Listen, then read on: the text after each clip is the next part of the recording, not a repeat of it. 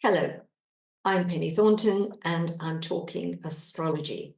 On this particular video, I'm going to be talking about one of the most important periods of 2024. And it's loosely, or it begins around the 12th of July. Actually, it probably begins a bit before that, probably around about the 5th of July. And it's going to extend through to the 24th. And you'll see as we go along why it's significant and also why I called it the Ides of July. The Romans and the Roman calendar, the Ides simply meant the middle of the month. And in July, that was the 15th of July. And that turns out to be an extremely significant day, which I'll come to shortly. Also during this time period, we have the second full moon in Capricorn. We had one at the very beginning of Capricorn in June, and now we've got another one coming up. I'm going to be doing a separate video on that full moon in Capricorn, and I'm going to be taking it from the perspective of all 12 signs, which sort of brings up a bit of an issue that I've been having really with myself, an argument with myself, as to quite how to really please everybody who's a fan of mine, a fan of astrology, because there's this more serious aspect of astrology, looking at the various configurations and the meaning of this and that politically, globally. And then there's the idea of the sun sign itself and how relevant that is in a general way to each of us. And therefore, these particular configurations, full moons, new moons, or anything else, from the perspective of your sun sign. And part of me is thinking of, do I have two separate channels now? So that I cater for one group and not the other, or do I just continue with the one I've got and allow you to pick and choose when and where you want to? So I wonder, or what I'd like to invite you to do is to, in the comments section, really give me your opinion on what you most like about the astrology that this channel provides and how, in a way, you'd like to see it going forward. Anyway, let's start at the very beginning. And in fact, what we're going to be looking at is really the chart of the new moon. I'm going to use it from the new moon chart on the 5th of July. But I need to set the stage there, really in the sense of why I've chosen that. And this is a very politically active time. I mean, really, right from May, June, July, there's a lot going on all over the world in terms of elections. There are elections in the European Union, South Africa, India. Those have all, gone past us. But what we're dealing with now, two elections coming up in this time frame. One of them being the Great Britain election and the other being the snap election in France. And they're coming at a time when there is so much kind of unrest and division, and the promise of what's to come is going to be a complete change. And I think both these elections are going to really change the map, and they're going to, all the effects of what they will lead to will spread certainly throughout Europe and maybe a little bit further afield than that. And it's not just those elections, it's also the Republican convention, which is being held during this time period. And that too is going to be a turning point for the Republican Party, and it's going to be part of the reason that going forward to the election in November is not going to be quite as we all envisioned. But I'm going to start at the beginning, and we're going to take a look at the new moon from the perspective of Great Britain, because in fact the election occurs on the 4th of July, Independence Day in America, but also as you'll see when we look at this, it's coming at the 5th of July is when the actual new moon is. Our election is the 4th of July, and we'll get the results, if you like, late on the 4th or early on the 5th.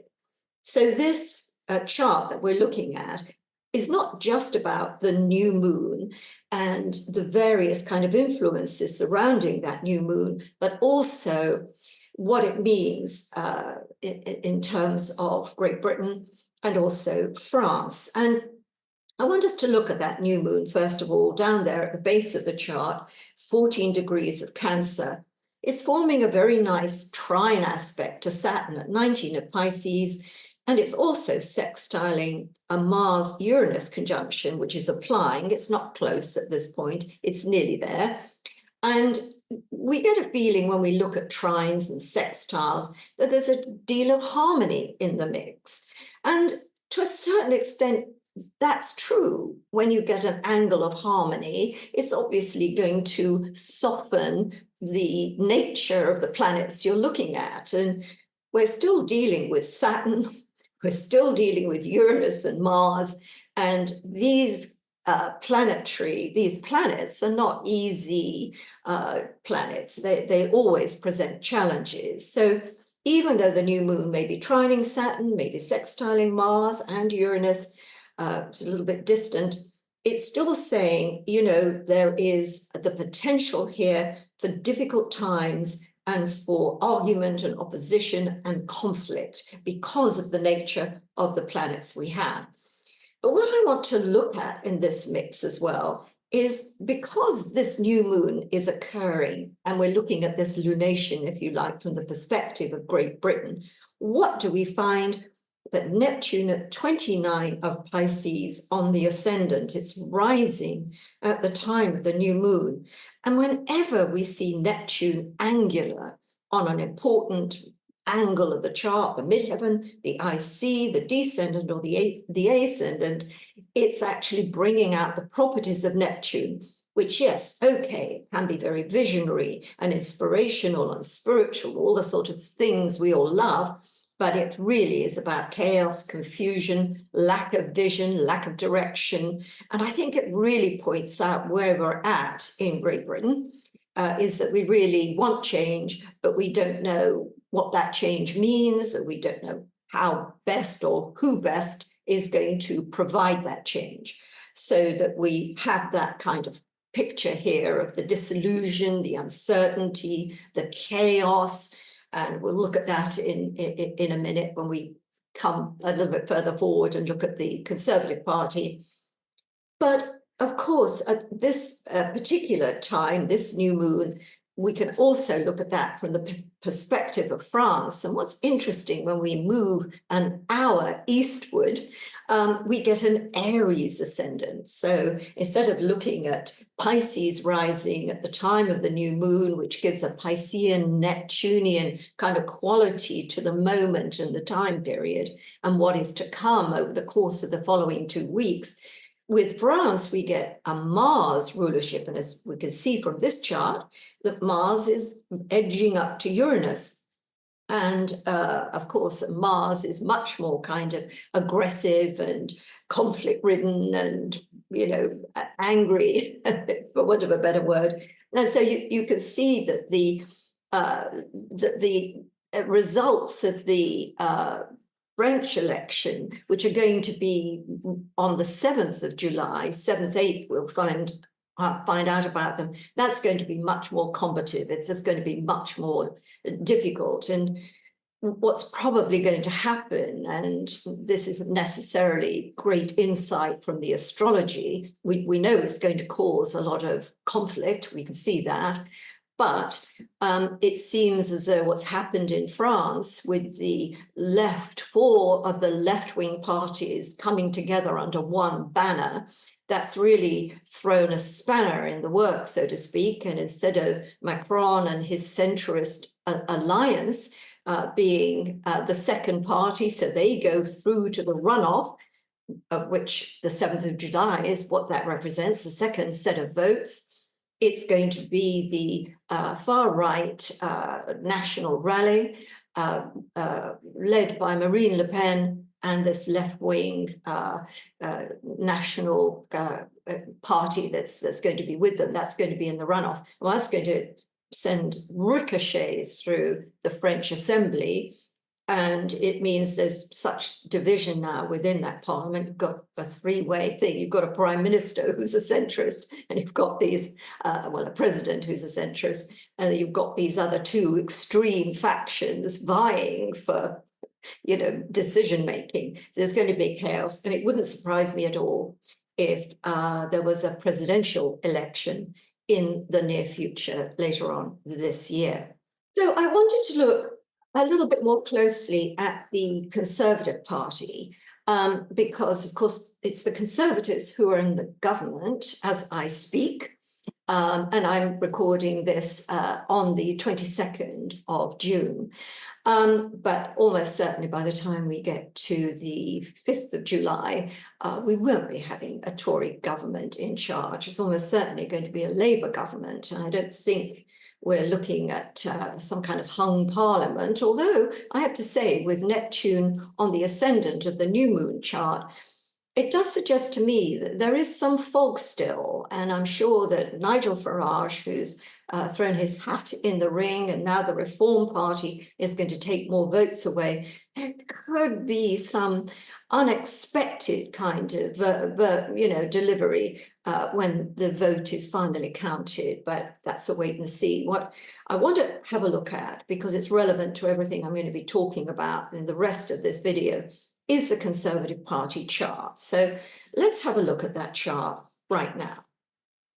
Now, as you will see, the Conservative Party was formed, or rather the principles of conservatism were laid down by Disraeli, 12th of November, 1867. And the chart that we've erected and used from that point has proved to be extremely valid.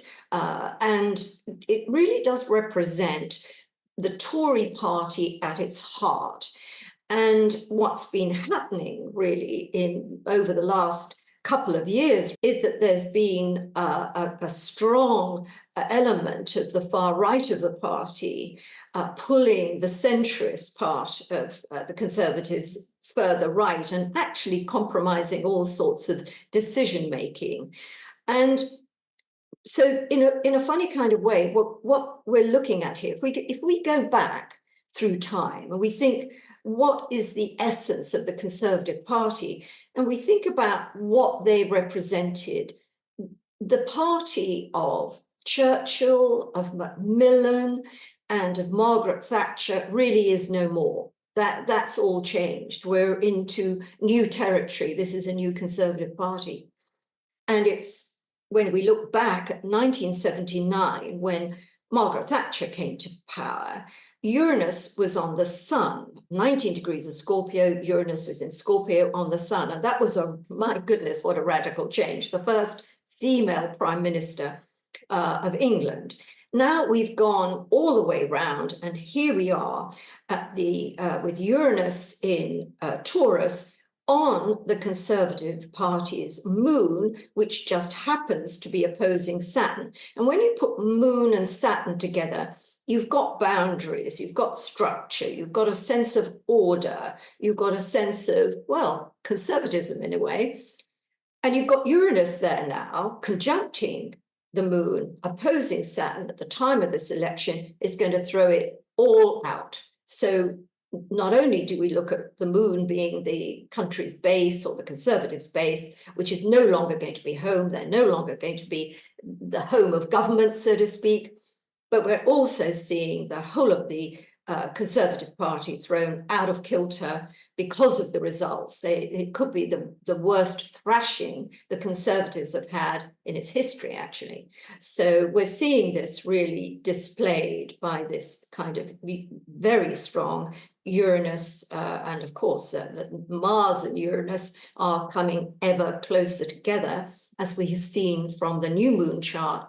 They're drawing closer, and that effect of having Mars joining up with Uranus is kind of boosting that revolutionary, unstable, changing it all up kind of trend that we have. And this brings me on to the Republican convention, which falls on the Ides of July, on the 15th of March, and right on the Mars-Uranus conjunction. In many ways, the Republicans and the Conservatives are similar. Now, I'm not saying they necessarily have similar ideals or they're run the same way. Now, I'm not saying that. What I'm saying is that really the Republican Party have for centuries really represented the rock of the USA. And in the same way that I said, you know, the Conservative Party of Churchill and Macmillan and Thatcher is no longer what it is, well, neither is the Republican Party of Lincoln and Reagan what it is, what it was. Now it's all changing, and we can see that a large reason for that change is not only the trend, the basic trend for change that's going on astrologically, but also with the advent of Donald Trump and Trumpism and the whole of the MAGA movement that has radically altered the shape and texture of the Republican Party. So I wanted to look at this because I think one of the most shocking aspects of July is going to be what happens in and around the time of the Republican convention, if not exactly what happens at the Republican convention. So let's have a look at that chart and see how things are. So as you can see, I set this chart for 11 o'clock in the morning, which I think is when everything kicks off in terms of speakers and all of that. And it's a very interesting chart. It might look quite harmless at, you know, first glance, you know, where is that Mars-Uranus conjunction on the midheaven? No, it's not. It's sitting quite comfortably in the ninth house there.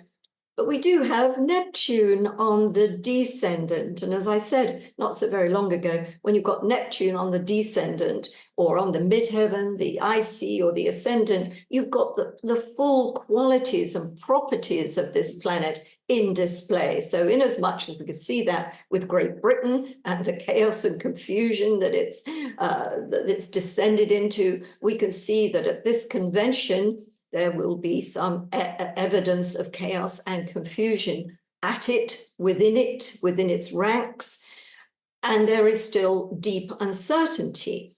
And when you think that Donald Trump is set to be anointed at this Republican convention, it sort of begs the question, so how is that Mars-Uranus going to work? How is that angular Neptune going to display itself? Well, to a certain extent, we're going to have to wait and see. But my feeling is that both the Republican convention on the 15th of July and the Democratic convention on the 19th of August, both of them have massive connections to the USA chart. And these are not easy connections. They're challenging, difficult, unsettling. Both these points are going to change the map so that by the time we come to the election, things are going to look very, very different from the way they look at this point on the 22nd of June, the time I'm recording it. So let me come back and go through it just a little bit, why it is significant here. Now, the Mars-Uranus conjunction, as I said, is exact on the day. And I have talked about this degree of Taurus, 25, 26. This is where the fixed star Algol is situated. Now, in my previous videos, I talked about the nature of Algol, which is very violent, and heads roll on Algol.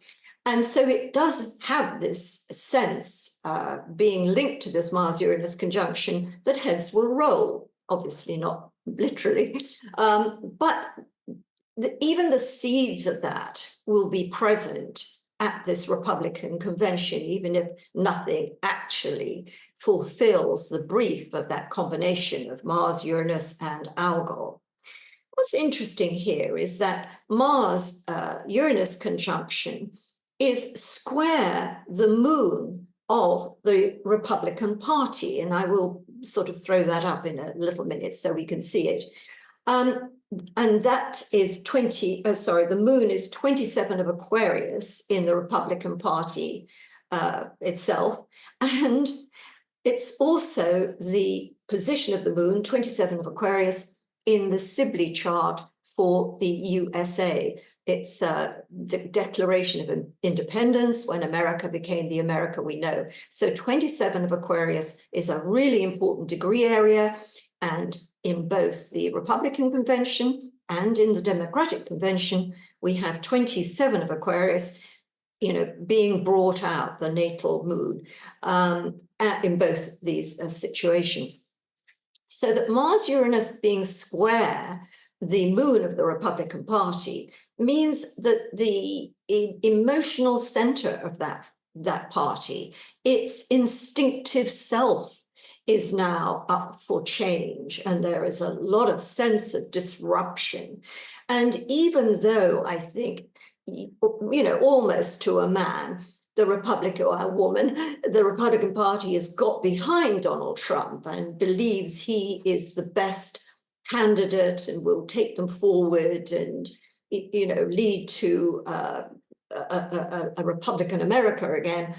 I think there are a lot of members of the Republican Party who are not comfortable with that. That doesn't reflect their feelings. Remember, the moon is about feelings. And I do believe we are going to see that there will be some kind of demonstration of that split and division at this Republican convention.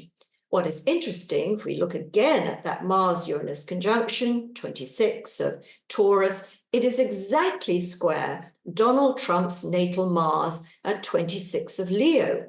So here again, we have a feeling that there is a lot of opposition here. This is not a seamless anointing of a candidate. This is very controversial, and perhaps there'll be upsets for other reasons around this time. Now, let me show you. I want you to try to keep that image in your mind for a minute or two. And now I want to have a look at the Republican Party chart. And there we can see the moon. I've ringed it around at 27 of Aquarius, and I've also ringed around Venus at 27 Scorpio. So you can see that Mars-Uranus conjunction is also opposing the Republican Party's Venus, which is the ruler of this 10th house, the ruler, if you like, of how it's governed, who governs it, what is its role, if you like. So we can see we keep ticking off all these boxes that say, this is not normal, this is unusual. Plus, the Republican Party has its natal Pluto at 2 degrees of Taurus. There it is at the very bottom of the chart. So Pluto is squaring Pluto, and of course, as we know, because we've been talking about it, all us astrologers, that Pluto has been hovering over the USA's natal moon, 27 degrees of Capricorn, for the past couple of years, which is why, again, we see Pluto involved in the transformation, the transmogrification of America, and certainly of the Republican Party. So there are all these sorts of reasons that I think this is a highly significant period. And in a way, coming back to me for a minute, it's not seamless. This is, you can look at Uranus, and you could look at Mars-Uranus, and you could think, wow, this is going to be, controversial, but in a good way, in that the issues raised are going to spark debate, and which is healthy and good. And we could see some changes that people will want to embrace, and we can think, this is marvelous. The Republican Party is embracing growth and change and taking it into a new era. And we could look at it that way. But really and truly, when we look at all those things that I've just mentioned, it's unstable. It's not easy. There are fights fighting between people. There are controversial issues facing the party.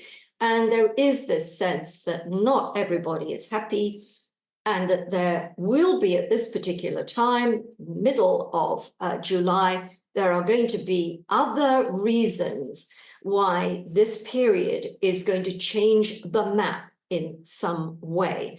And I think, without getting too involved in the whole issue of Biden and Trump, both of them being elderly, and there's a lot of concerns over, is it too old to be a president? And with both camps taking pot shots at each other about their presidents or their presidential candidate not being fit for purpose, certainly mentally.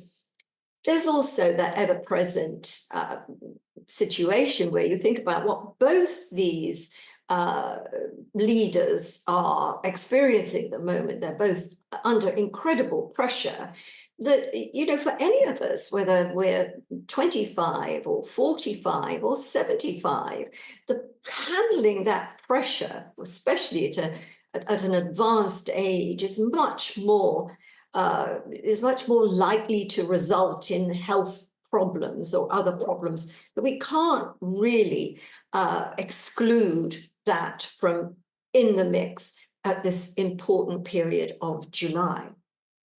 So to come to my conclusion, and related to this very unsettling period of 2024, and looking at this period generally, I mean, since Pluto went into Aquarius, it's almost rapid change. Just think how far we've come, really, since 2022, really, although I suppose we could start in 2020 with that Saturn-Pluto conjunction. That's another video, I think. But the idea of Pluto in Aquarius is very interesting. It's going to bring a massive tidal wave of change politically, socially, every which way.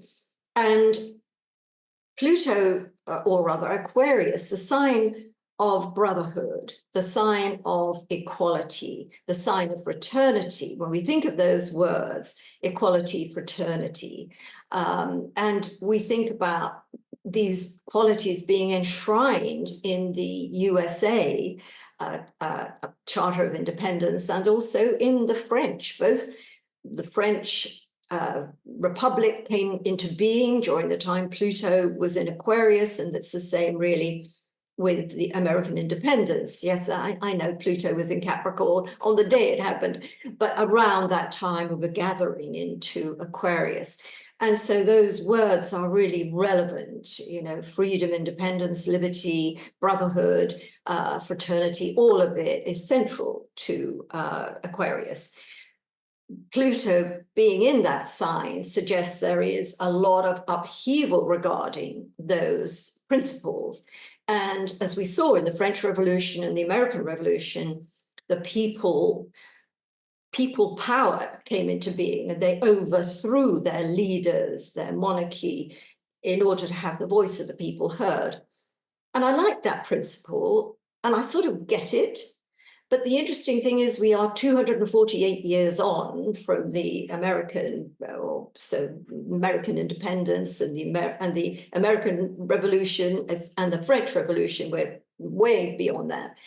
And times are different. And I would say that it isn't an open and shut case, that the voice of the people will be heard, because that's democracy, isn't it? And one of the things that we have at stake at the moment is democracy. Democracy is at stake. So I think we've got a long way to go before we really see this sort of subtle change and the people really having their voice listened to and forging the change that we need. We have elections to do that, and obviously I've been talking about that on this video. But, we're a long way from this enlightened kind of Pluto in Aquarius that we're all hoping for, or we're looking for. Which again brings me to the next thing, which is part and parcel of that, is this idea of energetic change. And there are a lot of people talking about a shift in energy, a shift in consciousness, and it's palpable and people are responding to it and definitely feeling it. I get a little bit concerned about this because in some ways it's rather like the emperor's new clothes. Everybody is talking about the emperor in his beautiful clothes, and if you don't agree and say, oh gosh, those clothes are fantastic, it's going to mark you out as being somehow, who are you? And it just took some small boy to say he's got no clothes on. for everybody to kind of say, you know what, I'm not quite feeling this. I've not quite got to my higher consciousness, and I'm not a bad person because I'm not feeling it. Energetic change. The way I'd rather look at it is this idea of the collective unconscious. And perhaps not in the strictly Jungian sense of the collective unconscious being a repository, really, of images and experience that is ingrained in mankind, so to speak. I look at the collective unconscious in a rather different way, in that the psyche, our psyche is not just connected to us, it's connected to a bigger picture. And when we think about the conflicts, the troubles in all parts of the world, when we see the plight of society in Israel, Gaza, Sudan, Syria, Yemen, I mean, you name it, there are terrible things going on and terrible things to the people, those experiences, the reaction to that is psychic, and it goes up, if you like, into the collective, and it trickles down to all of us. We feel it, we respond to it. So I think in this way, that idea of energetic connection and energetic change is more of what I would look at as a psychic kind of response to all the troubles in the world, all the movements, all the hopes and fears in the world. And I think if we look at it that way, we then say to ourselves on those days where we feel in great discomfort and we think, what's wrong with me? Why am I so anxious? Why am I tearful? And we can't really find a reason. We're not all going through the menopause, or we don't all have new babies that often cause us to be over emotional and perhaps sometimes a little bit more anxious. If we think really it's a response to this big collective bubble, this big psychic bubble, this repository of anguish, anxiety, hurt, but also in that repository is hope, is the idea of recognizing that there is a way forward. There are things that we can do, experience, know about, put into the psyche, if you like, feed into the collective bubble much more positive thoughts, solutions, emotions, and feelings. So that's really what I wanted to talk about. I wanted to, because I always like to tie things up to how we can do something, we individuals. We don't just waiting around for things to change or for things to happen to us that we can, suddenly say, oh, I'm enlightened. I realize I'm a really light person now. I think looking at it from this kind of perspective gives you a different kind of angle on it, and also in a way, a role and an extra way of looking at things and dealing with things that then, as always, plugs into the greater whole. All right, I'm done. I will be doing this full moon in Capricorn video as my next one. As I said, let me know how you feel about this quandary that I'm in. Do you want more kind of in-depth astrology, or are you missing the kind of sun sign perspective? Do let me know. And of course, subscribe. That's always a great way of giving positive feedback. Okay, bye for now.